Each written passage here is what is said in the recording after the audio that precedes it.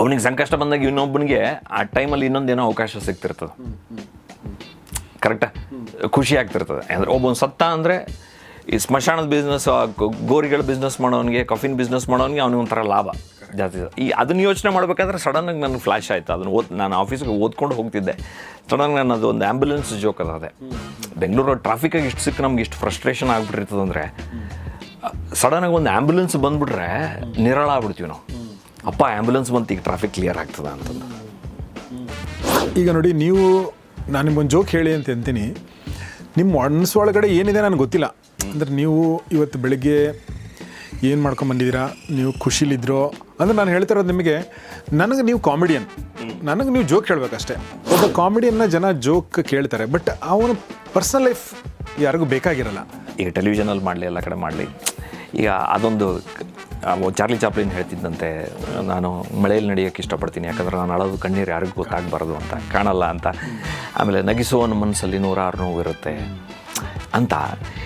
ಅದನ್ನು ಕೇಳ್ತಾರಲ್ಲ. ಈಗ ನನ್ನ ಪ್ರಾಬ್ಲಮ್ ಏನಾಗಿದೆ ಅಂದರೆ, ಇಲ್ಲ, ಈ ನಮ್ಮ ಅಪ್ಪಂದ್ರೆಲ್ಲ ಕುತ್ಕೊಂಡಿರ್ತಾರಲ್ಲ ನ್ಯೂಸ್ ಚಾನಲ್ ನೋಡ್ಕೊಂಡು. ಹೌದಾ? ಅದು ಪ್ರಾಬ್ಲಮ್ ಏನಂದರೆ, ನ್ಯೂಸ್ ಚಾನಲ್ ಒಳಗೆ ಏನು ಸುದ್ದಿ ನಡೀತಿರ್ತದೋ ಅದ್ರ ಮೇಲೆ ಇವ್ರ ಮೂಡು ಚೇಂಜ್ ಆಗ್ತಿರ್ತದೆ. ಸೊ ಆವಾಗ ಹೋಗಿ ತಪ್ಪಿಕೊಂಡ್ರೆ, ನಾನು ಅದೇ ಹೇಳ್ತಿರ್ತೀನಿ, ಒಂದು ಆ್ಯಂಬುಲೆನ್ಸ್ ಬರ್ತದೆ 5 ನಿಮಿಷಕ್ಕೆ, ಅವ್ರು ಹೋಗ್ತಾರಲ್ಲ, ನಿನ್ನ ಕಳಿಸ್ತಾರೆ ಅದ್ರೊಳಗೆ ಅಂತಂದು.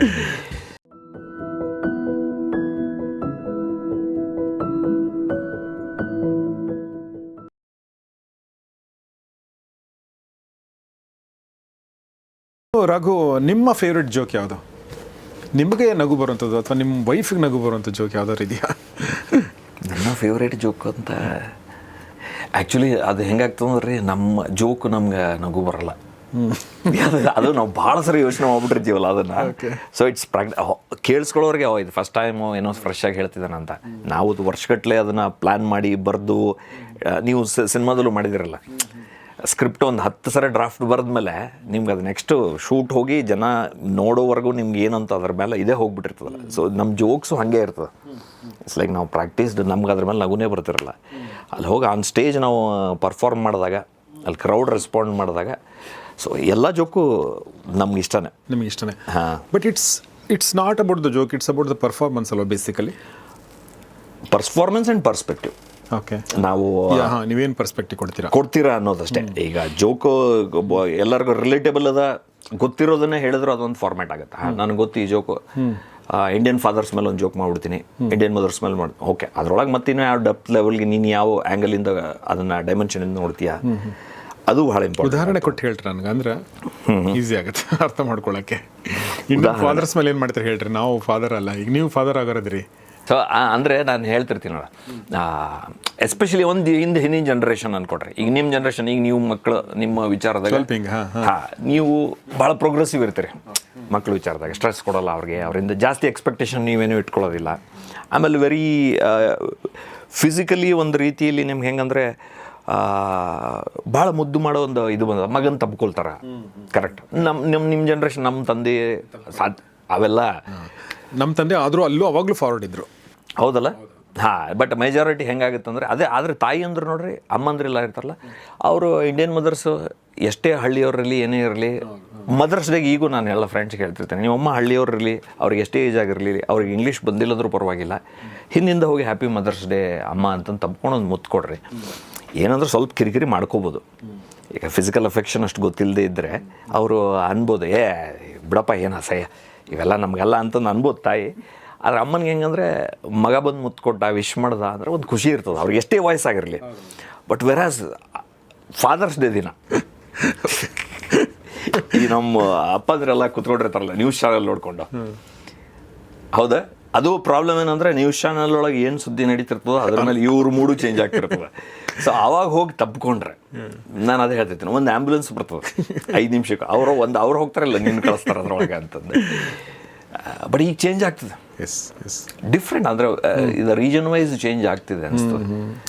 ಟೈಮ್ ವೈಸು ಚೇಂಜ್ ಆಗುತ್ತೆ. ಅವ್ರು ನಾವೇನೇನು ಆಮೇಲೆ ನನಗನ್ಸುತ್ತೆ, ಈಗ ನೋಡಿ, ಅಂದರೆ ಒಂದೊಂದು ಜನ್ರೇಷನ್ ಒಂದೊಂದು ಚಾಲೆಂಜ್ ಇರುತ್ತೆ ರಾಘವ್ರೆ. ಈಗ ನಿಮ್ಮ ತಂದೆಯವ್ರಿಗೆ ಒಂದು ನೌಕರಿ ಚಾಲೆಂಜ್, ನೌಕರಿ ಸಿಗುತ್ತೆ ನಮಗೆ, ಬಟ್ ನನಗೇನು ಇಷ್ಟ ಅದು ಸಿಗ್ತಾ ಇದೆಯೋ. ನನ್ನ ಮಗನಿಗೆ ಬೇರೆದು ಇನ್ನೊಂದೇನೋ ಇರುತ್ತೆ, ಓಕೆ, ಅವ್ನಿಗೆ ಎಕ್ಸ್ಪ್ಲೋರ್ ಮಾಡೋದು, ಬೇಗ ರಿಟೈರ್ಡ್ ಆಗೋದು, ಜಗತ್ತನ್ನು ನೋಡೋದು, ಈ ಥರದ್ದು ಏನೇನೋ ಇರ್ತವೆ. ಸೊ ಹಾಗೆ ರಿಲೇಷನ್ಶಿಪ್ಗಳು ಕೂಡ ನಿಮ್ಮ ತಂದೆ ಮತ್ತು ನಿಮ್ಮ ತಂದೆಯ ತಂದೆ ಹೆಂಗೆ ರಿಲೇಷನ್ಶಿಪ್ ಇರುತ್ತೆ ಅನ್ನೋದನ್ನು ನೀವು ನೋಡಿರ್ತೀರಿ. ಸೊ ನೀವು ಅದರಿಂದ ಏನೋ ಪಾಠ ಕಲ್ಕೊಂಡಿರ್ತೀರಿ, ಅಥವಾ ನಿಮ್ಮ ತಂದೆ ಮತ್ತು ತಾಯಿ ಮಧ್ಯೆ ರಿಲೇಷನ್ಶಿಪ್ ನೋಡ್ಕೊಂಡು ನೀವು ಅದನ್ನು ಇಂಪ್ಲಿಮೆಂಟ್ ಮಾಡ್ತೀರಿ ನಿಮ್ಮ ವೈಫ್. ಅಂದರೆ ನಾನು ಹೇಳೋದು ಚಾಲೆಂಜಸ್ಸು. ಈಗ ನಿಮ್ಮ ಅಜ್ಜನಿಗೆ ನಿಮ್ಮ ತಂದೆಯಿಂದ ಏನೋ ನಿರೀಕ್ಷೆ ಇರುತ್ತಲ್ಲ, ನಿಮ್ಮ ತಂದೆ ಆ ನಿರೀಕ್ಷೆ ನಿಮ್ಮಿಂದ ಇಟ್ಕೊಂಡಿರಲ್ಲ. ಗೊತ್ತಾಯ್ತು, ಅವರು ಜನ್ರೇಷನ್ಸ್ ಚೇಂಜ್ ಆಗ್ತಾ. ಬಟ್ ನನಗೆ ಅನ್ಸೋದೇನೆಂದರೆ ಈಗ ದೊಡ್ಡ ಶಿಫ್ಟ್ ಬಂದಿರೋದು. ಶಿಫ್ಟ್ ಬಂದಿರೋದು ಈಗ ಲಾಸ್ಟ್ 20-30 ಇಯರ್ಸ್ ಒಳಗೆ ಅನಿಸ್ತದೆ. 91 ಆದಮೇಲೆ ನಿಮ್ಗೆ ಅದ್ರ ಹಿಂದಿನ ಜನ್ರೇಷನ್ಸಲ್ಲಿ ತುಂಬ ಸಿಮಿಲಾರಿಟಿ ಇದೆ. ಅಂದರೆ ಒಂದು 200 ವರ್ಷದ ಹಿಂದೆ ಬದುಕಿದ್ದವನಿಗೂ 2000 ವರ್ಷದ ಹಿಂದೆ ಬದುಕಿದ್ದವನಿಗೆ ಜಾಸ್ತಿ ಡಿಫ್ರೆನ್ಸ್ ಇಲ್ಲ ಅವ್ರ ಲೈಫ್ ಸ್ಟೈಲ್. ಈಗ ಭಾಳ ಅದ್ರಿ, ಭಾಳ ಈ ನಿಮ್ಮ ತಂದೆ ನಮ್ಮ ತಂದೆಯವ್ರ ಜನ್ರೇಷನಲ್ಲಿ ಅವ್ರು ಏನೆಲ್ಲ ನೋಡಿದಾರೆ ಅಂದರೆ, ಒಂದು ಫೋನ್ ಇಲ್ದಿರೋಂಥ ಕಾಲವನ್ನು ನೋಡಿಕೊಂಡು ಇವತ್ತು ಅವರು AI ಟೂಲ್ಗಳನ್ನೂ ಕೂಡ ಯೂಸ್ ಮಾಡ್ತಿದ್ದಾರೆ. So they have seen everything, literally everything. ಏನು ಬಡತನ ಇರ್ಬೋದು, ಅದೆಲ್ಲ ಕೂಡ ಎಲ್ಲರೂ ಅದೇ ಥರ. ಎಲ್ಲರೂ ಪಾಪ ಎಲ್ಲ ಸೀನಿಯರ್ಸ್ನೆಲ್ಲ ಮಾತಾಡ್ಸಿ ನೋಡಿದ್ರೆ ಅವ್ರ ಬಾಲ್ಯ ಎಲ್ಲ ಹಂಗೆ ಇತ್ತು. ಹೌದು, ಎಲ್ಲರೂ ಬಡವರೇ. ಒಂದು ಊರಿಗೆ ಒಬ್ಬರೋ ಇಬ್ಬರೋ ಸ್ಥಿತಿವಂತರು. ಬಟ್ ಏನು ಅವ್ರ ಮನೇಲಿ ಎಲ್ಲ ಇರ್ತಿರ್ಲಿಲ್ಲ. ದುಡ್ಡಿರ್ತಿತ್ತು, ಹೊಲ ಇರ್ತಿತ್ತು. ಹೊಲ ಇರೋದು ಬೇರೆ, ಅಂದರೆ ವೆಲ್ತ್ ಇದೆ, ರಿಚ್ನೆಸ್ ಇಲ್ಲ. ಖರ್ಚು ಮಾಡೋಕೆ ದುಡ್ಡಿಲ್ಲ ನಿಮ್ಮ ಹತ್ರ. ಖರ್ಚು ಮಾಡಿದ್ರೆ ಏನು ತೊಗೊಳ್ಳೋದು? ಖರ್ಚು ಮಾಡಬೇಕು ಅಂದ್ರೆ ಆಮೇಲೆ ಅದು 10 ಎಕರೆ ಇದ್ದವನಿಗೂ 2 ಎಕರೆ ಬರ ಬಂತು ಅಂದರೆ ಎಲ್ಲರೂ ಸೇಮ್. ಇವ್ನು ದೊಡ್ಡ ಮನೆಯೊಳಗೆ ಉಪವಾಸ, ಇವ್ನು ಸಣ್ಣ ಮನೆಯೊಳಗೆ ಉಪವಾಸ. ಕರೆಕ್ಟ್. ನಮ್ಮ ಜನ್ರೇಷನ್ ಅವನ್ನ ಆಸ್ತಿನ ಮಾರ್ಕೊಂಡು ನಾವು. ಸೊ ಇನ್ನು ರಘು, ಈಗ ನೀವು ಜೋಕ್ಗಳ ಬಗ್ಗೆ ಅಂದರೆ ಸ್ಟ್ಯಾಂಡಪ್ ಕಾಮಿಡಿ ಬಂದಾಗ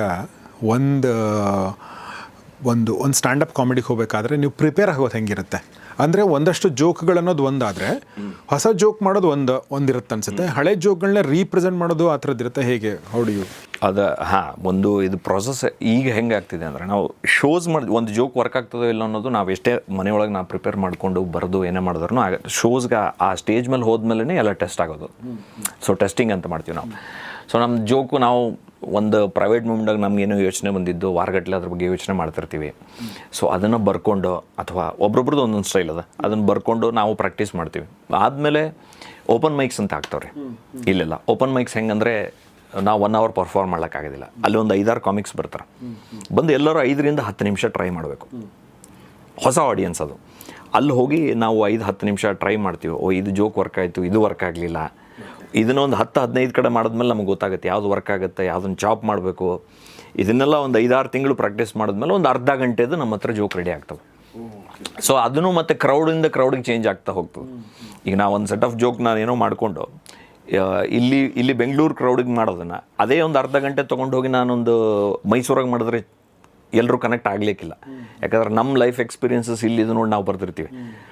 ಇದು ನಾನು ಮತ್ತೆ ನಾರ್ತ್ ಕರ್ನಾಟಕದಾಗ ಮಾಡಿದ್ರೆ ವರ್ಕ್ ಆಗಲಿಕ್ಕಿಲ್ಲ. ಸೊ ಆವಾಗ ಅದಕ್ಕೆ ತಕ್ಕಂಗೆ ಮತ್ತೆ ಮಾಡಿಫೈ ಮಾಡ್ಕೊಂಡು ಹೋಗೋದು. ಇಟ್ಸ್ ಲೆಂದಿ ಪ್ರಾಸೆಸ್ ಇದು. ಜೋಕ್ ಇದು. ಸೊ ನಾನು ಇಷ್ಟೆಲ್ಲ ಲೆಂದಿ ಅಥವಾ ಇಷ್ಟೆಲ್ಲ ನೀವು ಬರೀತೀರಿ, ಯೋಚನೆ ಮಾಡ್ತೀರಿ ಅಂತ ಅಂದ್ಕೊಂಡಿರಲ್ಲ. ಒಂದು ಜೋಕ್ ಇರುತ್ತೆ, ಒಂದು ಸ್ವಲ್ಪ ಯೋಚನೆ ಮಾಡ್ತೀರಿ, ಇದು ಚೆನ್ನಾಗಾಗುತ್ತೆ ಅಂತ ಹೇಳಿ. ಇಲ್ಲ ಎಲ್ಲ ಕಾಮಿಡಿಯನ್ಸ್ಗಳು ಅಂದರೆ ನಾನು ಹೇಳ್ತೀನಿಲ್ಲ, ಒಂದು ಸ್ಪೆಷಲ್ ಅಂತ ಮಾಡಿದ್ರೆ ಇವಾಗ 1 hour ಸ್ಪೆಷಲ್ ಅಂದರೆ ಅವ್ನು ಅಟ್ಲೀಸ್ಟ್ 1 ವರ್ಷ 2 ವರ್ಷ ಅದ್ರ ಮೇಲೆ 1 ತಾಸಿಂದ ಬರೀ ಕೂತ್ಕೊಂಡು ಬರೆದು ಬಿಡ್ಬೋದು. 3 ಗಂಟೆವರೆಗೂ ಜೋಕ್ ಬರಿಬೋದು. ಬಟ್ ಅದರಲ್ಲಿ ಅವನು ಅಷ್ಟು ಪರ್ಫಾರ್ಮ್ ಮಾಡ್ತಾ ಕರೆಕ್ಟಾಗಿ ಅದಕ್ಕೆ ಒಂದು ಕಾಂಪ್ಯಾಕ್ಟ್ ರೂಪ ಬರೋದಕ್ಕೆ ಇಟ್ ಟೇಕ್ಸ್ ಒಂದು 30 to 40 ಶೋಸ್ ಅವ್ನು ಮಾಡಬೇಕಾಗತ್ತೆ ಎಲ್ಲ ಕಡೆ. ಓಕೆ. ಬಟ್ ಈಗ ರಿಯಲ್ ಲೈಫಿಂದ ಇನ್ಸ್ಪೈರ್ಡ್ ಆಗಿ ಮಾಡಿರುವಂಥದ್ದು ಇರುತ್ತಾ, ಅಥವಾ ಓದಿರೋದು ಅಥವಾ ಹೊಳೆದಿರೋದು ಅಂತಿರುತ್ತೆ ರಾಘು? 3 ಇದ್ದು ರಿಯಲ್ ಲೈಫಿಂದ ಇನ್ಸ್ಪೈರ್ಡ್ ಆಗಿ ಮಾಡೋದು ಬಹಳ ಹತ್ರ ಅನಿಸ್ತದೆ ಜನಕ್ಕೆ. ಸೊ ನಾವು ನನಗೆ ಸ್ವಲ್ಪ ಓದೋದು ಅಭ್ಯಾಸ ಜಾಸ್ತಿ ಅದು. ಸೊ ನಾನು ಓದ್ತಿರ್ತೀನಿ. ಓದಿದಾಗ ಯಾವುದೋ ಒಂದು ಆಯಾಮ ಸಿಗ್ತದೆ, ಈ ವಿಷಯನ ಹಿಂಗೆ ನೋಡ್ಬೋದಿತ್ತಲ್ಲ ಅಂತಂದು. ಸೊ ಅದನ್ನು ಮತ್ತೆ ರಿಯಲ್ ಲೈಫಿಗೆ ಕನೆಕ್ಟ್ ಮಾಡ್ಕೊಳ್ಳೋದಕ್ಕೆ ಟ್ರೈ ಮಾಡ್ತಿರ್ತೀನಿ ಅಂತ ನಾನು. ಬಟ್ ಹೆಚ್ಚು ಈಗಿನ ಸ್ಟ್ಯಾಂಡಪ್ ಕಾಮಿಡಿ ನೀವು ಒಂದು ಸೆಟ್ ಆಫ್ ಸ್ಟ್ಯಾಂಡಪ್ ಕಾಮಿಡಿ ಮುಂಚೆ ಬರ್ತಿದ್ದಿದ್ದು ಹೆಂಗಂದ್ರೆ ಚುಟ್ಕುಲೆ ಥರ ಇರ್ತಿತ್ತು. ಒಬ್ನಿದ್ದ ಇವನಿದ್ದ, ಇಬ್ಬರು ಹೆಸರು ಜೋಕ್ಸ್, ಸಂತ ಬಂತ ಜೋಕ್ಸ್ ಥರ ಹಂಗೆ ಬರ್ತಿದ್ವು. ಈಗ ಹೆಂಗೆ ಅಂತಂದ್ರೆ ಮೋರ್ ಆಫ್ ಒಪಿನಿಯನೇಟೆಡ್ ಇರ್ತಾವ್ರಿ. ನೀವು ಅದು ನೋಡಿದ್ರೆ ಜರ್ನಲಿಸಮ್ ಎಕ್ಸ್ಟೆನ್ಷನ್ ಅನ್ಬೋದು ಈಗ. Correct, right. ನನ್ನ ಇದು ಒಪಿನಿಯನ್ ಪೀಸ್ ಇದ್ರ ಬಗ್ಗೆ ಹಿಂಗದ ಅಂತಂದು. ಸೊ ಅವಾಗ ರಿಯಲ್ ಲೈಫ್ ಎಕ್ಸ್ಪೀರಿಯನ್ಸಸ್ ನಾವು ಓದಿದ್ದು ಅದನ್ನೆಲ್ಲ ತೊಗೊಂಡು ಬರ್ಬೋದು. ಒಂದೊಂದು ಉದಾಹರಣೆ ಕೊಡ್ಬೋದಾ ಇದಕ್ಕೆ? ನಿಮ್ಮ ರಿಯಲ್ ಲೈಫ್ ಎಕ್ಸ್ಪೀರಿಯನ್ಸ್ ಯಾವ್ದು ವರ್ಕ್ ಆಗಿದೆ ನಿಮಗೆ? ಓದಿದ್ದು ಯಾವ್ದು ವರ್ಕ್ ಆಗಿದೆ? ಓದಿದ್ದು ಆಲ್ಮೋಸ್ಟ್ ಎಲ್ಲ ಈ ಒಂದು ಇನ್ಸೈಟ್ಸ್ ಅಂತ ಹೇಳ್ತೀವಲ್ಲ, ಮೊನ್ನೆ ಈಗ ನಾನು ಫ್ಯೋಡೋರ್ ದಾಸ್ತೋವ್ಸ್ಕಿ ಅವ್ರದ್ದು ಬ್ರದರ್ಸ್ ಕರ್ಮಜೋವ್ ಅಂತ ಪುಸ್ತಕ ಓದಬೇಕಾದ್ರೆ ಅಂಥದ್ದೆಲ್ಲ ಓದ್ತೀರಾ ನೀವು? ಅಲ್ಲ ಓದ್ತಿದ್ದೆ. ಅದು ಸ್ವಲ್ಪ ಹೇಳಿದ್ರೆ ಹೆಸರು ಹೇಳಿದ್ರೆ ದೊಡ್ಡ ಹೆಸರು ಹೇಳಿದ್ರೆ ಅವ ಓದ್ತಲ್ಲ ಇವನು. ಸೊ ಅವೆಲ್ಲ ಓದಬೇಕಾದ್ರೆ ಅದರಲ್ಲಿ ಒಂದು ಕ್ಯಾರೆಕ್ಟರ್ಗಳದ್ದು ಹೆಂಗಿರ್ತದೆ ಅಂದರೆ, ನೀವು ನೋಡಿದ್ರೆ ಅವನಿಗೆ ಸಂಕಷ್ಟ ಬಂದಾಗ ಇನ್ನೊಬ್ಬನಿಗೆ ಆ ಟೈಮಲ್ಲಿ ಇನ್ನೊಂದೇನೋ ಅವಕಾಶ ಸಿಗ್ತಿರ್ತದೆ. ಕರೆಕ್ಟಾ? ಖುಷಿ ಆಗ್ತಿರ್ತದೆ. ಅಂದರೆ ಒಬ್ಬನು ಸತ್ತ ಅಂದರೆ ಈ ಸ್ಮಶಾನದ ಬಿಸ್ನೆಸ್, ಗೋರಿಗಳ ಬಿಸ್ನೆಸ್ ಮಾಡೋನಿಗೆ, ಕಫಿನ್ ಬಿಸ್ನೆಸ್ ಮಾಡೋನಿಗೆ ಅವನಿಗೆ ಒಂಥರ ಲಾಭ ಜಾಸ್ತಿ. ಅದನ್ನು ಯೋಚನೆ ಮಾಡಬೇಕಾದ್ರೆ ಸಡನ್ನಾಗಿ ನನಗೆ ಫ್ಲ್ಯಾಶ್ ಆಯಿತು. ಅದನ್ನು ನಾನು ಆಫೀಸ್ಗೆ ಓದ್ಕೊಂಡು ಹೋಗ್ತಿದ್ದೆ, ಸಡನ್ನಾಗಿ ನಾನು ಅದು ಒಂದು ಆ್ಯಂಬುಲೆನ್ಸ್ ಜೋಕ್ ಅದೇ. ಬೆಂಗಳೂರು ಟ್ರಾಫಿಕಾಗಿ ಇಷ್ಟು ಸಿಕ್ಕ ನಮ್ಗೆ ಇಷ್ಟು ಫ್ರಸ್ಟ್ರೇಷನ್ ಆಗಿಬಿಟ್ಟಿರ್ತದೆ ಅಂದರೆ, ಸಡನ್ನಾಗಿ ಒಂದು ಆ್ಯಂಬುಲೆನ್ಸ್ ಬಂದುಬಿಟ್ರೆ ನಿರಾಳ ಆಗ್ಬಿಡ್ತೀವಿ ನಾವು. ಅಪ್ಪ ಆ್ಯಂಬುಲೆನ್ಸ್ ಬಂತು, ಈಗ ಟ್ರಾಫಿಕ್ ಕ್ಲಿಯರ್ ಆಗ್ತದೆ ಅಂತಂದು.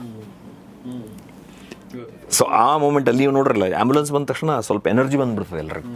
ಸೊ ಬೈಕ್ ಅವ್ರು ಅದ್ರ ಹಿಂದೆ ಫಾಲೋ ಮಾಡೋಕ್ಕೆ ಶುರು ಮಾಡ್ತಾರೆ. ನಾವು ಆ ಒಳಗಡೆ ಇದ್ದವನೊಬ್ಬನು ಒದ್ದಾಡ್ತಿರ್ತಾನೆ, ಬಟ್ ನಮ್ಗೇನಂದ್ರೆ ನಾವು ಡೆಸ್ಟಿನೇಷನ್ಗೆ ಬೇಗ ಮುಟ್ಕೋಬೋದು ಅಂತ. ಅದು ಸ್ವಲ್ಪ ಅದು ಬ್ರದರ್ಸ್ ಕರ್ಮಜೋವ್ ಇಂದ ಆ ಥಾಟ್ ಆಫ್ ಇದರಿಂದ ಬಂದಿರೋದು.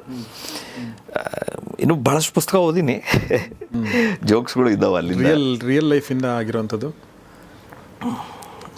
ರಿಯಲ್ ಲೈಫಿಂದ ಆಗಿರ್ತದೆ ರೀ, ಬಟ್ ಭಾಳಷ್ಟು ಏನಂದ್ರೆ ಎಕ್ಸಾಜರೇಟೆಡ್ ಎಲ್ಲ. ಗೊತ್ತಾಯ್ತು ಇರ್ಲಿ, ಇಟ್ಸ್ ಓಕೆ. ಅದು ಎಕ್ಸಾಜರೇಷನ್ ಇಲ್ಲ ಅಂದ್ರೆ ಆಗೋದಿಲ್ಲ ಕಾಮಿಡಿ. ಒಂದು ಸ್ವಲ್ಪ ಒಂದು ಹಂತಕ್ಕೆ ಮುಂದೆ ಹೋಗ್ಬೇಕಾಗುತ್ತೆ. ಈಗ ಸ್ಕಿನ್ ಕೇರ್ ರೂಟೀನ್ ಗೊತ್ತಲ್ಲ? ಓಕೆ, ಕೇಳಿದ್ವಿ, ನಾವು ಮಾಡೋದಿಲ್ಲ, ಬಟ್ ನಾವು ಮಾಡೋದಿಲ್ಲ. ನಮ್ಗೆ ಅದು ಸ್ಕಿನ್ ಕೇರ್ ರೂಟೀನ್ ನಮ್ಗೆ ಒಂದು ಸೋಪು ಸಾಕಷ್ಟೇ. ಹೌದು, ಅದನ್ನೊಂದು ಹಚ್ಕೊಳ್ಳೋದು. ಈಗ ಸ್ಕಿನ್ ಕೇರ್ ರೂಟೀನ್ ಅದ ಏನಂದ್ರೆ, ಫಸ್ಟು ಬೆಳಗ್ಗೆ ಎದ್ದ ತಕ್ಷಣ ಕ್ಲೆನ್ಸರಿಂದ ಮುಖ ತೊಗೋಬೇಕಂತ, ದೆನ್ ಟೋನರು, ಸೀರಮ್ಮು, ದೆನ್ SPF 55 ಇರೋದು ಅಲ್ಲ. ಗೊತ್ತಾಯ್ತು, ಇಲ್ಲಿ ಕ್ಯಾಮ್ರಾನು ಇದೆ. ಇದನ್ನೆಲ್ಲ ನನಗೆ ಗೊತ್ತಿರಲಿಲ್ಲ. ನನ್ನ ವೈಫ್ ಎಲ್ಲ ಶೋಗೆ ಹೋದ್ರೆ ಅದಿಷ್ಟು ಹಚ್ಕೋಬೇಕು, ಸ್ಕಿನ್ ಕೇರ್ ರೂಟೀನ್ ಮಾಡ್ಕೋಬೇಕು ಅಂತಂದು. ಅದು ಅದ್ರ ಮೇಲೆ ಜೋಕ್ ಬರ್ತಿದ್ದ. ಅದನ್ನು ನಮ್ಮ ಮನೆಯೊಳಗೆ ನೋಡಿ ಇವ್ನಿಗೆ ಏನೋ ಆಗ್ಯದ ಅಂತಂದು. ಅವ್ರು ಮೆಡಿಕಲ್ ಶಾಪನಿಗೆ ಫೋನ್ ಮಾಡಿ ಇವೆಲ್ಲ ಏನೋ ತಂದ ನೋಡ್ರಿ ಪಾಪ ಏನೋ ಆಗ್ಯದ ನಮ್ಮ ಮಗಗೆ ಅಂತಂದು ಅವ್ರು ಕೇಳ್ತಾರ ಅನ್ನೋದ್ರ ಮೇಲೆ ಜೋಕ್ ಅದು. ನಿಜ.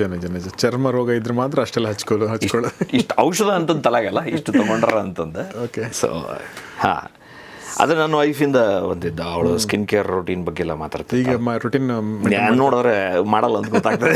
ಸ್ಕಿನ್ ಕೇರ್ ರೂಟೀನ್ ಅಲ್ಲ, ಸ್ಕಿನ್ ಚೆನ್ನಾಗಿದೆ, ಏನು ಬೇಕಾಗಿಲ್ಲ ಸರ್, ಸಾಕು ಅಂತ ನನಗನ್ಸುತ್ತೆ. ಸೊ ನಿಮ್ಮ ಈ ಕರ್ನಾಟಕದ ಕಾಮಿಡಿ ಶೋಗಳಲ್ಲಿ ಕೂಡ ನೀವು ಸುಮಾರು ಸಲ ಕಾಣಿಸ್ಕೊಂಡಿದ್ರಿ.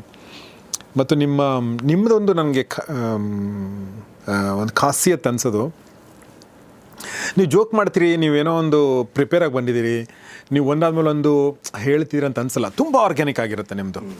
ಅಂದರೆ ಯು ಜಸ್ಟ್ ಟಾಕ್ ಆ್ಯಂಡ್ ನಾವು ಸುಮ್ಮನೆ ನಮಗೆ ನೀವು ಹೇಳ್ತಾ ಇದ್ದೀರಿ, ಏನೋ ಒಂದು ಹೇಳ್ತಾ ಇದ್ದೀರ ಅಂತ ಅನ್ನಿಸೋದು ಬಿಟ್ಟರೆ, ನಿಮ್ಮದು ಇದು ಮುಗಿದ್ಮೇಲೆ ಇದು ಮಾಡ್ತೀನಿ, ಇದು ಆ ಥರದ್ದು ಏನೂ ಇರಲ್ಲ ಅದು ನಮಗೆ ಭಾಳ ಇಷ್ಟ ಆಗುತ್ತೆ. ಅಂದರೆ ಆ ಫ್ಲೋನ ತೊಗೊಂಡು ಹೋಗೋದಿದೆಯಲ್ಲ, ಅದು ಭಾಳ ಮುಖ್ಯ ನನ್ನ ಪ್ರಕಾರ. ಅದು ಅದು ಆ ಸ್ಟ್ರಕ್ಚರ್ನ ಮುಂಚೆ ಮಾಡಿರ್ತೀರ ಅಥವಾ ಹೆಂಗೆ ಅದು ತಾನೇ ಆಗುತ್ತೆ? ಅದು ಏನಾಗ್ತದೆ ಅಂದರೆ, ನಾವು ಹೇಳಿದಲ್ರಿ, ಈಗ ಆ್ಯಸ್ ಅ ಫ್ರೆಂಡ್ ನಿಮಗೆ ಸ್ಟ್ಯಾಂಡಪ್ ಕಾಮಿಡಿಯನ್ಸ್ನ ಹೆಂಗೆ ನೋಡ್ತಾರಂದ್ರೆ ಜನ. ಈಗ ನೋಡ್ರಿ, ಯಾರೋ ಸೆಲೆಬ್ರಿಟಿ ಬಂದು ಮಾತಾಡ್ತಿದ್ದಾನಂದ್ರೆ ಅವ್ನಿಗೆ ಭಾಳಷ್ಟು ಅಂತರ ಇರ್ತದೆ ಅವನ ಮೇಲೆ. ಸ್ಟ್ಯಾಂಡಪ್ ಕಾಮಿಡಿಯನ್ನ ಫ್ರೆಂಡ್ ಅಂತಂದು ನೋಡ್ತಾರೆ. ಕರೆಕ್ಟ್. ಎಂಥ ಫ್ರೆಂಡ್ ಅಂದರೆ ಕಾಮಿಡಿ ಮಾಡೋ ಫ್ರೆಂಡ್ ಅಂದರೆ ಅವ್ನು ನನ್ನ ಬಗ್ಗೆ ಕಾಮಿಡಿ ಮಾಡಿದ್ರೆ ನನಗೆ ಮಾಡ್ತಾನೆ, ನನ್ನ ರೆಪ್ರೆಸೆಂಟ್ ಮಾಡೋ ನೀವು ಅಂತದ್ದು ನೋಡ್ತಿರ್ತಾರೆ. ಸೊ ಅವ್ರ ಹತ್ರ ನಿಮ್ಮ ಕನ್ವರ್ಸೇಷನಲ್ಲಿ ಇರಬೇಕದು. ಏನೋ ಸುಮ್ಮನೆ ಕುತ್ಕೊಂಡಾಗೆಲ್ಲ ಚೇರ್ ಮೇಲೆ ಕುತ್ಕೊಂಡಾಗ ಹೆಂಗೆ ಮಾತಾಡ್ತಾನಲ್ಲ ಹಂಗೆ ಅನ್ನಿಸ್ಬೇಕು. ಬಟ್ ಅದ್ರ ಹಿಂದೆ ನಡೆಯೋದೇನಂದರೆ ಇಟ್ಸ್ ಕಂಪ್ಲೀಟ್ಲಿ ಸ್ಟ್ರಕ್ಚರ್ಡ್ ಇರ್ತದೆ. ಓಕೆ. ಬಟ್ ನಾವೇನು ಮಾಡಿರ್ತೀವಿ ಅಂತಂದರೆ, ಈಗ ಸ್ಟಾರ್ಟ್ ಏನು ಜೋಕು, ಮಿಡಲ್ ಏನು, ಎಂಡ್ ಏನು ಅಂತೆಲ್ಲ ನೋಡ್ಕೊಂಡಿರ್ತೀವಿ. ಅದು ತಲೆಯಲ್ಲಿರ್ತದೆ. ಮಧ್ಯದಲ್ಲಿ ಫಿಲ್ಲರ್ ಗ್ಯಾಪ್ ಅಂತಂದು ಕೊಟ್ಟಿರ್ತೀವಿ ಅದಕ್ಕೆ ಇಂಪ್ರೂವೈಸೇಷನ್ಗೆ. ಸೊ ನಾನು ಇಲ್ಲಿ ಬಂದೆಲ್ಲ ಜರ್ನಲಿಸ್ಟ್ಗಳು ಕೂತ್ಕೊಂಡಿದ್ರು, ಅದರಲ್ಲಿ ಏನೋ ಜೋಕ್ ಇತ್ತು. ಸೊ ಜರ್ನಲಿಸಮ್ಗೆ ಸಂಬಂಧಪಟ್ಟಿದ್ದ ಆ ಮಧ್ಯದಲ್ಲಿ ಹೇಳಿರ್ತೀನಿ. ನಿಮಗೂ ಸಡನ್ನಾಗಿ ಇಲ್ಲಿ ಇಂಪ್ರೂವೈಸ್ ಮಾಡ್ಕೊಂಡು ಬಂದ ಅಂತಂದು ಅನಿಸ್ಬೋದು. ಬಟ್ ಅದೇನಂದ್ರೆ ಮೊದಲೇ ಎಲ್ಲ ಆಲ್ಮೋಸ್ಟ್ 70 to 80% ಮೊದಲೇ ಎಲ್ಲ ಪ್ಲ್ಯಾನ್ ಮಾಡಿ ಪ್ರಿಪೇರ್ ಆಗಿರ್ತದೆ. ಓಕೆ. ಬಟ್ ಆಡಿಯನ್ಸ್ ನೋಡಿ ನಿಮಗೆ ಕೆಲವೊಂದು ಸಲ ಇನ್ನೂ ಜಾಸ್ತಿ ಉಕ್ಕಬಹುದು ಒಳಗಡೆಯಿಂದ, ನಿಮ್ಮ ಕ್ರಿಯೇಟಿವಿಟಿ ಆಗ್ತದೆ. ಕೆಲವೊಂದು ಸಲ ಕಡಿಮೆ ಆಗ್ಬೋದು. ಎರಡರದ್ದು ನನಗೆ ಎಸ್ ಆಡಿಯನ್ಸ್ ನಾನು ಯಾವಾಗ ಹೇಳ್ತಿರ್ತೀನಿ, ಸ್ಟ್ಯಾಂಡಪ್ ಇದು ಹೆಂಗಿದೆ ಅಂದರೆ ಆರ್ಟ್ ಫಾರ್ಮ್ ಲೈಕ್ ಥಿಯೇಟರ್. ಇದು ಹೆಂಗಂದರೆ ಆ್ಯಕ್ಚುಲಿ ಜೋಕ್ನ ನಾವಷ್ಟೇ ಬರೀದಿಲ್ಲ, ಅಲ್ಲಿ ಕುತ್ಕೊಂಡು ಅವರು ಬರೀತಿರ್ತಾರೆ, ಅವ್ರು ಎಡಿಟ್ ಮಾಡ್ತಿರ್ತಾರೆ. ಸೊ ನಾನು ಹೇಗೆ ಇದು ಜೋಕು ಅಂತ ನಾನು ಹೇಳ್ತಾ ಇರ್ತೀನಿ, ಅವನು ತನ್ನ ಲಾಫ್ಟರ್ ಮೂಲಕ ಹೇಳ್ತಿರ್ತಾನೆ ಇದು ವರ್ಕ್ ಆಗ್ತಿದೆ, ಇದು ಬೇಡ, ಇದು ಕಡಿಮೆ ನಗು. ಅವ್ನ ನಗು ಮೂಲಕ ಅವ್ನು ಎಡಿಟ್ ಮಾಡ್ಕೊಂಡು ಅವ್ನು ಜಾಬ್ ಮಾಡ್ತಿರ್ತಾನೆ. ಸೊ ಇಬ್ಬರದು ಇಂಟ್ರಾಕ್ಷನ್ ಬೇಕು.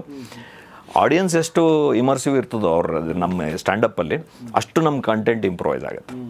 ಈಗ ರಿಜಿಡ್ ಇತ್ತು ಅಂದರೆ ನಾವು ಎಷ್ಟಿದೆ ಅಷ್ಟನ್ನೇ ಹೇಳ್ತೀವಿ. ಕೆಲವು ಆಡಿಯನ್ಸ್ ಹೆಂಗಿರ್ತಾರೆ ಅಂದ್ರೆ ನಾವೇನೋ ಹೇಳಿದಾಗ ಅವ್ರು ಒಂದಿಷ್ಟು ಜಾಯಿನ್ ಮಾಡ್ತಾರೆ, ಅಥವಾ ನಮಗೆ ಓಕೆ ಈ ವಿಷಯದ ಬಗ್ಗೆ ನೀನು ಇನ್ನೂ ಡೆಪ್ತಾಗಿ ಮಾತಾಡ್ಬೋದು ಅನ್ನೋ ಒಂದು ಅಪರ್ಚುನಿಟಿ ಅಲ್ಲಿ ಕೊಡ್ತಾರೆ ಅವರು. So depends on audience. ಯಾವ ಆಡಿಯನ್ಸ್ ನಿಮಗೆ ಬೆಸ್ಟ್ ಅನಿಸಿದ್ರು? ಎಲ್ಲಿ ಆಡಿಯನ್ಸ್? ಬೆಂಗಳೂರು. ಹೌದಾ? ಬೆಸ್ಟ್. ಓಕೆ. ಬೆಂಗಳೂರು ಆಡಿಯನ್ಸ್ ಒಳ್ಳೆ ಆಡಿಯನ್ಸ್. ಓಕೆ. ಯಾವುದೇ ಸಬ್ಜೆಕ್ಟ್ನ ಬಗ್ಗೆ ಮಾತಾಡಿ ಒಪಿನಿಯನೇಟೆಡ್ರಲ್ಲಿ they accepted. Very nice crowd. ಅಲ್ವಾ? ಓಪನ್ ಮೈಂಡೆಡ್ ಅಂತ ಭಾಳ ಭಾಳ ಭಾಳ. ನನಗೆ ಇನ್ನೊಂದು, ನೀವು ಕಾಮಿಡಿ ಸ್ಟ್ಯಾಂಡಪ್ ಕಾಮಿಡಿಯನ್ ಇರ್ತಾರಲ್ಲ, ಈ ಚಾರ್ಲಿ ಚಾಪ್ಲಿನ್ ಒಂದಷ್ಟು ಇದೆ ನೋಡಿ. ಅಂದರೆ ಈಗ ನೋಡಿ, ನಾನು ನಿಮ್ಗೊಂದು ಜೋಕ್ ಹೇಳಿ ಅಂತ ಅಂತೀನಿ, ನಿಮ್ಮ ಮನಸ್ಸೊಳಗಡೆ ಏನಿದೆ ನನಗೆ ಗೊತ್ತಿಲ್ಲ. ಅಂದರೆ ನೀವು ಇವತ್ತು ಬೆಳಗ್ಗೆ ಏನು ಮಾಡ್ಕೊಂಬಂದಿದ್ದೀರಾ, ನೀವು ಖುಷಿಲಿದ್ರೋ ಅಂದರೆ ನಾನು ಹೇಳ್ತಾ ಇರೋದು ನಿಮಗೆ, ನನಗೆ ನೀವು ಕಾಮಿಡಿಯನ್, ನನಗೆ ನೀವು ಜೋಕ್ ಹೇಳಬೇಕಷ್ಟೇ. ಅಂದರೆ ನಾನು ಸುಮ್ಮನೆ ತುಂಬ ಕ್ರೂಡಾಗಿ ಹೇಳ್ತಾ ಇದ್ದೀನಿ. ಅಂದರೆ ಅದರ ಅರ್ಥ ಏನಂದರೆ, ಒಬ್ಬ ಕಾಮಿಡಿಯನ್ನ ಜನ ಜೋಕ್ ಕೇಳ್ತಾರೆ, ಬಟ್ ಅವನ ಪರ್ಸ್ನಲ್ ಲೈಫ್ ಯಾರಿಗೂ ಬೇಕಾಗಿರಲ್ಲ. ಅದು ಬೇಡ ಕೂಡ ಹೌದು, ಬಟ್ ಆ ಒಂದು ದ್ವಂದ್ವಗಳ ಬಗ್ಗೆ ಏನಾದರೂ ಹೇಳೋಕ್ಕೆ ಇಷ್ಟಪಡ್ತೀರಾ? ಅದು ತುಂಬ ಸೀರಿಯಸ್ ಆಗ್ಬಿಡುತ್ತೆ ಟಾಪಿಕ್. ಇಲ್ಲ, ಸೀರಿಯಸ್ ಟಾಪಿಕ್ ಅಂತಂದು ಏನೂ ಇಲ್ಲ.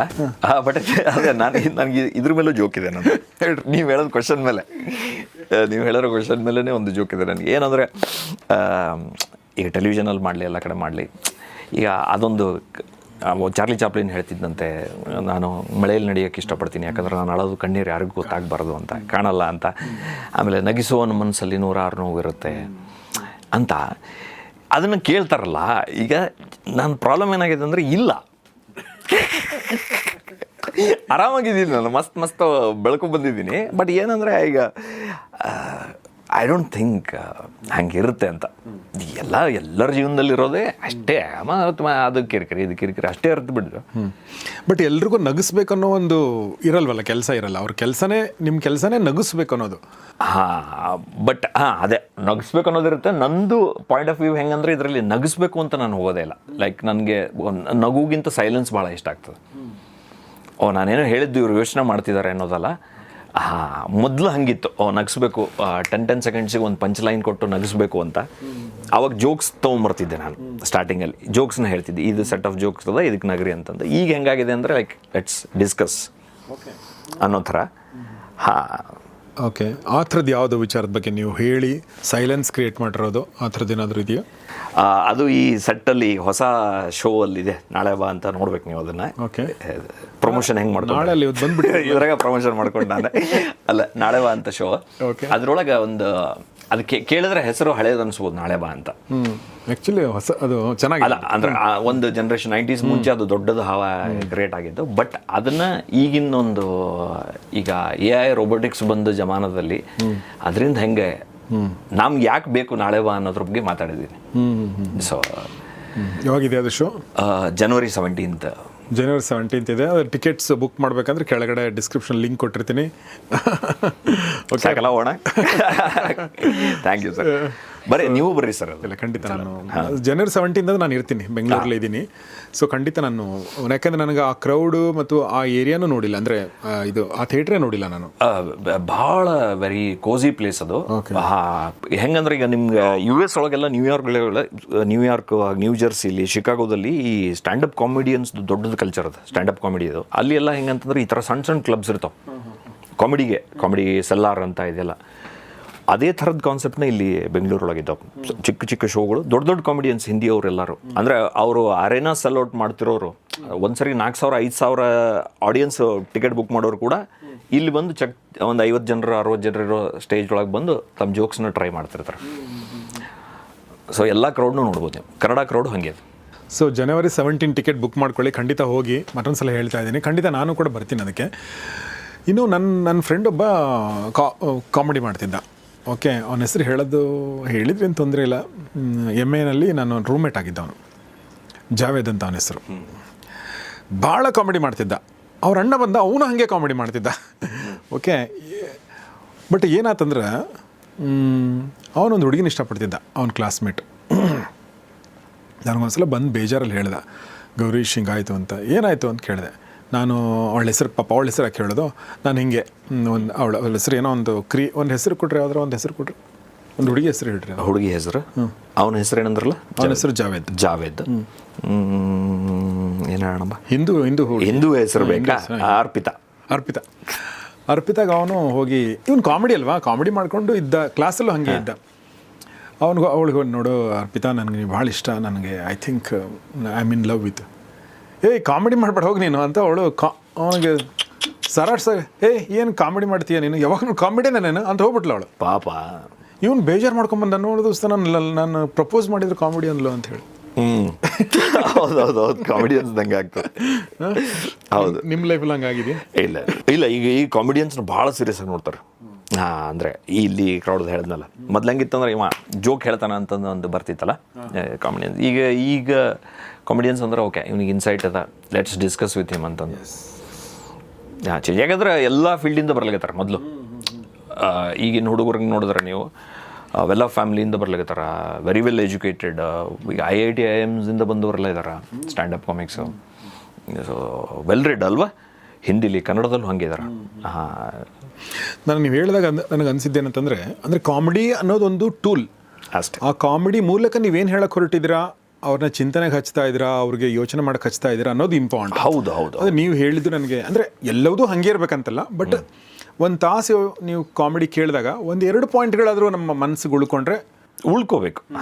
ಇಲ್ಲಾಂದ್ರೆ ಅದ್ರ ನಮ್ಗೆ ಸುಮ್ಮನೆ ಈಗ ಒಂದು ಜೋಕ್ ಕೇಳಕ್ಕೆ ಹೋಗ್ತೀವಿ ಅಂತಂದ್ರೆ ನೀವು ಸ್ಟ್ಯಾಂಡಪ್ ಕಾಮಿಡಿಗೆ ಯಾಕೆ ಬರಬೇಕು? ಇನ್ಸ್ಟಾಗ್ರಾಮಲ್ಲಿ ರೀಲ್ಸ್ ಬ್ರೌಸ್ ಮಾಡಿದ್ರೆ ಸಾಕಲ್ಲ.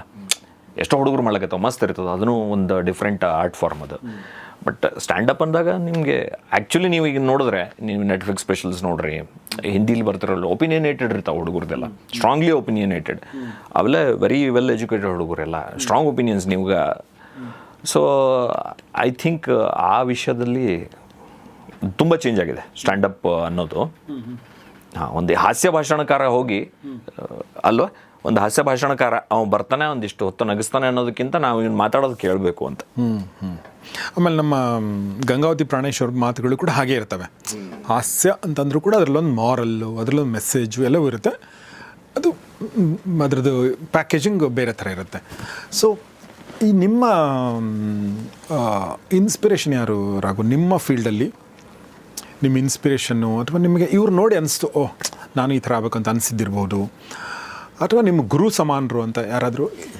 ನನಗೆ ಫಸ್ಟ್ ಹಿಂದಿಲಿ ನನಗೆ ಭಾಳ ಇಷ್ಟ ಆಗಿದ್ದು ಅದೇ ಗ್ರೇಟ್ ಇಂಡಿಯನ್ ಲಾಫ್ಟರ್ ಚಾಲೆಂಜ್ ಅಂತ ನೋಡ್ತಿದ್ದೆ. ರಾಜು ಶ್ರೀವಾಸ್ತವ್ ಅವರ ಭಾಳ ಇಷ್ಟ. ಅದು ಬಿಟ್ಟರೆ ನನಗೆ US ಅಲ್ಲಿ ಡಾನ್ ರಿಕಲ್ಸ್ ಅಂತ, ಅವರು ಲಾಸ್ಟ್ ಒಂದು 5-6 ವರ್ಷದ ಹಿಂದೆ ತೀರ್ಕೊಂಡ್ರು. ಅವರು 94 ವರ್ಷದವರೆಗೂ ಅವರು ಸ್ಟ್ಯಾಂಡಪ್ ಕಾಮಿಡಿ ಪರ್ಫಾರ್ಮ್ ಮಾಡ್ತಾಯಿದ್ರು. 94 ವರ್ಷದವರೆಗೂ. ಈಗ ಒಂದು ರೋಸ್ಟ್ ಕಾಮಿಡಿ ಅಂತಂದೊಂದು ಹೊಸದು ಸ್ಟಾರ್ಟ್ ಆಗಿದೆ. AIB ಅವರೆಲ್ಲ ಮಾಡಿದ್ರು. ಒಬ್ರು ಸೆಲೆಬ್ರಿಟಿನ ಕರೆಸ್ತಾರೆ, ಗೆಸ್ಟ್ನ ಕರೆಸ್ತಾರೆ, ಅವನ ಮೇಲೆಲ್ಲ ಸುತ್ತ ಜೋಕ್ ಮಾಡ್ತಾರೆ. ಅದನ್ನು ಸ್ಟಾರ್ಟ್ ಮಾಡಿದ್ರು ಅವರು. ಯಾವಾಗ 60s 50s ಮಾಡ್ತಿದ್ರು. ನೀವು ಇವತ್ತು ಯೂಟ್ಯೂಬಲ್ಲಿ ಹುಡುಕಿದ್ರೆ ಅಲ್ಲಿ ಹೆಂಗೆ ಸ್ಟ್ಯಾಂಡಪ್ ಕಲ್ಚರ್ ಯಾವ ಲೆವೆಲ್ಗೆ ಅಡ್ವಾನ್ಸ್ ಆಗಿತ್ತು ಅಂದ್ರೆ ಆವಾಗಲೇ ಈ ಇವರೆಲ್ಲ ಪೊಲಿಟಿಷಿಯನ್ಸ್ ಎಲ್ಲ ಬರ್ತಿದ್ರು ರೋಸ್ಟ್ ಮಾಡಿ ನಮ್ಮನ್ನ ಅಂತ. ಆ ಇವೆಂಟಿಗೆ ನಾ ಬರಬೇಕು, ಒಂದು 5-6 ಕಾಮಿಕ್ಸ್ ಕೂತ್ಕೊಂಡ್ರೆ.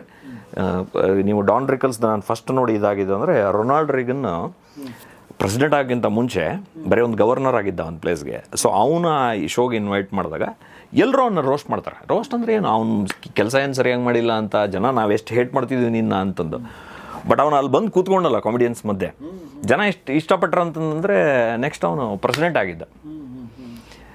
ಸೊ ಅವರು ಡಾನ್ ರಿಕಲ್ಸ್ ಭಾಳ ಇಷ್ಟ. ಅದು ಬಿಟ್ಟರೆ ಅವರು ಲೂಯಿಸ್ CK ಅಂತ ಇದ್ದಾರೆ, ಲೂಯಿಸ್ CK, ಬಿಲ್ಬರ್ ಅಂತಂದು. ಅಫ್ಕೋರ್ಸ್ ಪ್ರಾಣೇಶ್ ಅವರಂತೂ ಭಾಷೆಯೊಳಗಂತೂ ಹಾಗೆ ಬರ್ತದಲ್ಲ ನಮ್ಮ ಫ್ಲೋ, ಪ್ರಾಣೇಶ್ ಅವರು. That's very nice. ಸೊ ನೀವು ಆ ವಿಚಾರ ನನ್ನ ತಲೆಯಲ್ಲಿ ಬಂದಿರಲಿಲ್ಲ, ನೀವು ಹೇಳಿದ್ದು ಒಳ್ಳೇದಾಯ್ತು. ಈ ನಮ್ಮ AIB ಆಲ್ ಇಂಡಿಯಾ ಬಕ್ಚೋದ್ ಅಂತೇಳಿ, ಗೊತ್ತಿಲ್ಲ ಆ ವರ್ಡನ್ನು ಯೂಸ್ ಮಾಡಬೇಕು ಇಲ್ಲ ಅಂಥೇಳಿ. ನಡೀತಾ ಯೂಟ್ಯೂಬ್ ಫ್ರೀ ಅದ. ಯೂಟ್ಯೂಬ್ ಫ್ರೀ ಅದಲ್ಲ? ಓಕೆ, ಅದು ಗೊತ್ತಿಲ್ಲ, ಅದ್ರ ಮೀನಿಂಗು ಗೊತ್ತಿಲ್ಲ ನಂಗೆ. ಸುಮ್ಮನೆ ನಾನು ಅದು ನಮಗೆ ಸೂಟ್ ಆಗುತ್ತೆ. ಅದು ಒಂದು ಸ್ವಲ್ಪ ನನಗೆಲ್ಲೋ ಒಂದು ಕಡೆ ಇದು ಅದನ್ನು ನೋಡಿದೆ. ರಾಜೀವ್ ಮಸಂದ್ ಸಿನಿಮಾ, ಆಮೇಲೆ ಕರಣ್ ಜೋಹರ್, ಆಮೇಲೆ ಸುಮಾರು ಜನ, ರಣವೀರ್ ಸಿಂಗ್ ಬಂದಿದ್ದು. ಹೌದು ಅನಿಸುತ್ತೆ.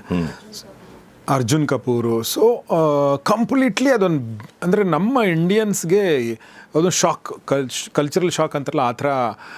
ಬಟ್ ಅಂದರೆ ನೀವು ನಾನು ನಕ್ಕಿಲ್ಲ ಅಂತಲ್ಲ, ಬಟ್ ಖಂಡಿತ ನನ್ನ ಪೇರೆಂಟ್ಸ್ ಎದುರುಗಡೆ ಕೂತ್ಕೊಂಡು ನೋಡೋಕ್ಕಾಗಲ್ಲ, ಅದನ್ನು ನನ್ನ ಮಕ್ಕಳ ಎದುರುಗಡೆ ಕೂತ್ಕೊಂಡು ನೋಡೋಕ್ಕಾಗಲ್ಲ ಅಂತ ನನಗನ್ಸುತ್ತೆ. ಅಂದರೆ ನಮ್ಮ ಸೆನ್ಸಿಬಿಲಿಟಿಗೆ ಎಲ್ಲೋ ಒಂದು ಮೀರ್ತು ಅಂತ ಅನ್ಸುತ್ತೆ. What is your thought? ಅಂದರೆ ಈಗ ನಮ್ದು ಹೇಳ್ತೀವಲ್ಲ, ಸೆಟ್ ಇಂಡಿಯಾ ಅಂದ ತಕ್ಷಣ ನಮಗೆ ಒಂದೇ ಇಂಡಿಯಾ ಇಲ್ಲ, ಒಂದೇ ರೀತಿ ಯೋಚನೆ ಮಾಡೋರು. ಈಗ ಆ AAB ರೋಸ್ಟ್ ಕಾಮಿಡಿ ನೋಡಿ ಹುಡುಗರೆಲ್ಲ ಒಂದು ಇದರಲ್ಲಿ ನಾನು ಹೇಳಿದ್ನಲ್ಲ ಡಾನ್ ರಿಕಲ್ಸ್, ಈ ಥರ ರೋಸ್ಟ್ ಕಾಮಿಡಿ ನೋಡ್ಕೊಂಡು ಬೆಳ್ಕೊಂಬಂದ್ರೆ ಅವ್ರಿಗೆ ಅದು ಶಾಕ್ ವ್ಯಾಲ್ಯೂ ಅಲ್ಲ. ಬಟ್ ಪ್ರಾಬ್ಲಮ್ ಏನಾಗುತ್ತೆ ಅಂದರೆ ನಾವು ಯಾರಿಗೂ ಮಾಡ್ತೀವಿ, ಒಂದು ಸೆಟ್ ಆಫ್ ಆಡಿಯನ್ಸಿಗೆ ನಾವು ಮಾಡಿರ್ತೀವಿ.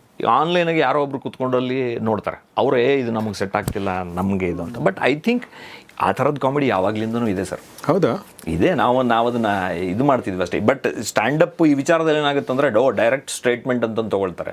ಕನ್ನಡ ಸಿನಿಮಾದಲ್ಲಿ ಹಳೆ ಕಾಮಿಡಿ ನೋಡ್ಕೊಳ್ಳಿ, ಅದನ್ನು ಹಾಗೆ ಇರ್ತದೆ, ಅಬ್ಯೂಸಿವೇ ಇತ್ತು ಅಲ್ವಾ? ಹಳೆ ಫಿಲ್ಮ್ಗಳದ್ದು ಜೋಕ್ ಅಂತಂದ್ರೂ ಹಾಗೆ ಇರ್ತಿತ್ತು. ಇನ್ನು ಟೆಲಿವಿಷನ್ನಲ್ಲಿ ಬರೋ ಜೋಕ್ಗಳು ಹಾಗೆ ಇರ್ತವೆ. ಬಟ್ ಅದನ್ನ ಒಬ್ಬ ಯಾರೋ ಮೈಕ್ ತೊಗೊಂಡು ಹೇಳಿದ ತಕ್ಷಣ ಅದು ಜಾಸ್ತಿ ಸೀರಿಯಸ್ ಆಗಿ ತೊಗೊಳ್ತಾರೆ. That's okay. ನನ್ಗೆ ಅದು ರೋಸ್ಟ್ ಯಾವಾಗಲೂ ಇದ್ದಿದ್ದ, ನಂಗೆ ಅದ್ರ ಬಗ್ಗೆ ಏನಿದಿಲ್ಲ, ತಕರಾರೇನಿಲ್ಲ. ಬಿಕಾಸ್ ಅದಕ್ಕೊಂದು ಸೆಟ್ ಆಫ್ ಆಡಿಯನ್ಸ್ ಇದೆ, ಅದು ಅವರ ಇದು. ಆಮೇಲೆ ರೋಸ್ಟ್ ಮಾಡೋರು ಇದ್ದಾರೆ, ಮಾಡಿಸ್ಕೊಳ್ಳೋರಿದ್ದಾರೆ, ನೋಡೋರು ಇದ್ದಾರೆ ಅಲ್ವಾ? ಸೊ ನಿಮಗೆ ಇಷ್ಟ ಇಲ್ಲ ನೀವು ನೋಡಬೇಡಿ ಅಥವಾ ನೀವು ಮಾಡಿಸ್ಕೊಳ್ಬೇಡಿ ಅಷ್ಟೇ. ನಮಗೆ ನಿಮ್ಗೆ ಇದೇ ಹೇಳಿದ್ದು ಒಂದು ತನ್ಮಯ್ ಭಟ್ ಗೊತ್ತಲ್ಲ, AIB ಅವನು ಅದನ್ನೇ ಒಂದು ಪಾಯಿಂಟ್ ಆಫ್ ವ್ಯೂ ಬಿಟ್ಟ. ಏನು ಅಂತಂದರೆ ಕಾಮಿಡಿ ಅಂದ ತಕ್ಷಣ ಮನೆಯವರೆಲ್ಲ ಕೂತ್ಕೊಂಡು ನೋಡೋಕ್ಕಾಗಲ್ಲ ಅಂತ ತಕ್ಷಣ ಯಾಕೆ ಮನೆಯವರೆಲ್ಲ ಕೂತ್ಕೊಂಡು ನೋಡ್ತೀರಪ್ಪ ನಮ್ಮದು ಅಂತ ಅವನು ಹೇಳ್ತಾನೆ. ಎಲ್ಲದನ್ನು ಮನೆಯವ್ರ ಹತ್ರ ಕೂತ್ಕೊಂಡು ನೋಡೋವಂಥದ್ದು ಇರೋದಿಲ್ಲ. So this is our style is ಇದು ಬೇರೆ ಆಯಿತು, ರೋಸ್ಟು ಇದು ಅಂತ ಐ ಥಿಂಕ್. ಅದ್ರ ಜೊತೆಗೆ ಅದೇ ಧಾಟಿನಲ್ಲಿ ನಾನು ಕೆಲವೊಂದು ಯೂಟ್ಯೂಬಲ್ಲೇ ನಾನು ನೋಡಿರೋದು ಒಂದಷ್ಟು ಅಂದರೆ ಏನು ವ್ಯಾಲ್ಯೂ ಕೊಡ್ಬೇಕಂತ ಅಂದರೆ ಶಾಕ್ ವ್ಯಾಲ್ಯೂಗೋ ಏನೋ ಗೊತ್ತಿಲ್ಲ, ಒಂದಷ್ಟು ಅಶ್ಲೀಲ ಮಾತುಗಳು ಬಂದ್ಬಿಡ್ತಾವೆ. ಓಕೆ, ಮಗ ಬೇರೆ ಬೇರೆ ಆ ಥರದ್ದು ಮಾತಾಡೋದು, ಬೇರೆ 4 letter ವರ್ಡ್ಗಳನ್ನ ಯೂಸ್ ಮಾಡೋದು. ಅಂದರೆ ನಾನು ಆ ಜಜ್ಮೆಂಟಲ್ಲ, I am not judgment, I am just asking. So ಅದ್ರ ಬಗ್ಗೆ ನೀವೇನು ಹೇಳಕ್ಕೆ ಇಷ್ಟಪಡ್ತೀರಿ? ಅದೇ ಗೊತ್ತಾಯಿತು. ಒಂದು ಭಾಷೆ ಅದೇ ಥರ ಇತ್ತು, ಒಂದು ಭಾಷೆಯಲ್ಲಿ ಹಾಗೆ ಯೂಸ್ ಆ್ಯಸ್ ಅ ಒಂದು ಮಾಧ್ಯಮ ಅದನ್ನು ಬಳಸ್ಕೊಂಡು ಹೋಗ್ಬಿಟ್ರು ಅಂತಂದ್ರೆ ನಾವು ಇದು ಮಾಡಲ್ಲ. ಬಟ್ ಅದೇ ನೀವು ಹೇಳಿದ್ರಲ್ಲ, ಶಾಕ್ ವ್ಯಾಲ್ಯೂ ಅಥವಾ ಪಂಚ್ ಲೈನೇ ಆ ವರ್ಡ್ ಆಗ್ಬಿಡ್ತದಲ್ಲ, it can be a doorway ಮುಂದೆಲ್ಲೋ ಇನ್ನೊಂದು ಡೆಪ್ತ್ಗೆ ಹೋಗೋದು. ಒಂದು ಆಕ್ವರ್ಡ್ನೆಸ್ ಇರುತ್ತೆ ಆ ಸಬ್ಜೆಕ್ಟ್ ಒಂದು ಯಾವುದೋ ಎತ್ಕೊಂಡಾಗ, ಬಟ್ ಅದೇ ಪದಗಳನ್ನು ಬಳಸಿ ನಾವು ಇನ್ನೊಂದು ಏನೋ ಒಂದು ಇನ್ಸೈಟ್ ಕೊಡ್ತೀವಿ ಅಂದರೆ ಜನ ಅಷ್ಟು ಅನ್ಕೊಳ್ಳಲ್ವೇನೋ ಅದ್ರ ಬಗ್ಗೆ. ಬಟ್ ಈಗ ಹೆಂಗಾಗಿದೆ ಅಂದರೆ ಆ ಮಗ ಈ ಮಗ ಅನ್ನೋದೇ ಪಂಚ್ ಲೈನ್, ಅದು ಜೋಕು. ನಮ್ಮ ಉತ್ತರ ಕರ್ನಾಟಕದಲ್ಲೂ ಅದೊಂದು ಈ ಒಂದು ಕ್ಲೀಶೆ ಮೊದಲಿಂದ ಬಂದುಬಿಡಿತಲ್ಲ.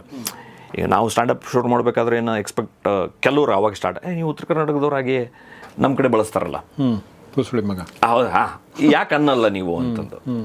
ಸೊ ಅದೇ ಪಂಚ್ಲ ಅದನ್ನ ಹೇಳ್ರಿ ನಗು ಬರ್ತದ ಅಂತಂದು. ಬಟ್ ನಾ ಹೇಳ್ದೆ ಹಂಗಿಲ್ಲ ಗುರೋದು ಅಂತ. ನಮ್ಮಲ್ಲಿ ಕೆಲವು ಕಡೆ ಬಳಸ್ತಾರೆ, ನಮ್ಮ ಮನೆಯೊಳಗೆ ನಾ ಅದನ್ನ ಬಳಸಿದ್ರೆ ಬಯಸ್ಕೋತೀನಿ ಅಷ್ಟೇ. ಹೌದಿಲ್ರಿ? ನೀವು ಹಂಗೆ ಯಾರು ಬಳಸೋದೇ ಇಲ್ಲ. ಹಂಗೆ ಯಾರು ಅಂದರೆ ಅದು ಒಂದು ಸ್ಟೀರಿಯೋಟೈಪ್ ಮಾಡಿ ಅದು ಒಂದು ಆಗ್ಬಿಟ್ಟದ. ಒಂದು ಕ್ಲೋಸ್ಡ್ ಫ್ರೆಂಡ್ ಸರ್ಕಲಲ್ಲಿ ಅದನ್ನ ಒಂದಷ್ಟು ಟೈಮ್ಗಳಲ್ಲಿ ಅದನ್ನ ಬಳಸ್ತಾರೆ ಆ ಶಬ್ದಗಳನ್ನ. ಹಂಗಂತ ಅದನ್ನ ಎಲ್ಲ ದೊಡ್ಡವ್ರ ಎದುರು ಬಳಸ್ತಾರೆ, ಮಕ್ಕಳ ಎದುರು ಬಳಸ್ತಾರೆ, ಅದಿಲ್ಲ. ಅದು ಒಂದು ದೊಡ್ಡ ಸ್ಟೀರಿಯೋಟೈಪ್ ಆಗಿ ಇವತ್ತೆಲ್ಲ ಅದನ್ನ ಹೆಂಗಂದ್ರೆ ಅದನ್ನೇ ಕೇಟರ್ ಮಾಡೋಕೆ ಶುರು ಮಾಡ್ಬಿಡ್ತಾರೆ. ಓ ಇವ್ರಿಗೆ ಅದನ್ನ ಕೇಳ್ಬೇಕಾಗದ, ಸೊ ನಾವು ಅದನ್ನೇ ಹೇಳ್ತೀವಿ ಅಂತಂದು ಅನ್ನೋದು. ಸೊ ಈ ಸ್ಟ್ಯಾಂಡಪ್ ಕಾಮಿಡಿಯಲ್ಲೂ ಕೆಲವೊಂದು ಹಂಗೆ ಬಂದಿದೆ. ಓ ನಾನು ಇದನ್ನ ಹೇಳಿದ್ರೆ ಏನಾಗ್ತಾರೆ, ಸೊ ನಾ ಇದನ್ನ ಹೇಳ್ತೀನಿ ಅಂತ. ಸೊ ನೋಡಿದ್ರೆ ಇಟ್ಸ್ ಈಸಿ ಅಲ್ಲ. ನಿಮ್ಗೆ ಈಗ ಸರ್ಪ್ರೈಸು ಶಾಕ್ ವ್ಯಾಲ್ಯೂ ಜಾಸ್ತಿ ಇದ್ರೆ ಜಲ್ದಿ ಅಲ್ಗಾರಿದಮ್ ಪಿಕ್ ಮಾಡ್ತದೆ. ನೀವು ಯೂಟ್ಯೂಬಲ್ಲಿ ಇದ್ರಿ, ನೀವು ನೋಡಿರ್ತೀರಿ. ನೀವು ನಿಮ್ದು ಯಾವ ಥರದ್ದು ಈಗ ಅಂದರೆ ನಿಮ್ಮನ್ನ ಈವರೆಗೂ ನಿಮ್ಮನ್ನೆಲ್ಲರೂ ನೋಡಿರ್ತಾರೆ ನನ್ನ ಪ್ರಕಾರ, ಬಟ್ ಸ್ಟಿಲ್ ನಿಮ್ದು ಯಾವ ಥರದ ಕಾಮಿಡಿ ಅಂತ ನೀವು ಹೇಳಕ್ಕೆ ಇಷ್ಟಪಡ್ತೀರಿ? How do you define yourself ಅಥವಾ ಯುವರ್ ಕಾಮಿಡಿ? ಹಂಗೆ ಆಗ್ಯದ್ರಿ ನಮ್ಗೆ.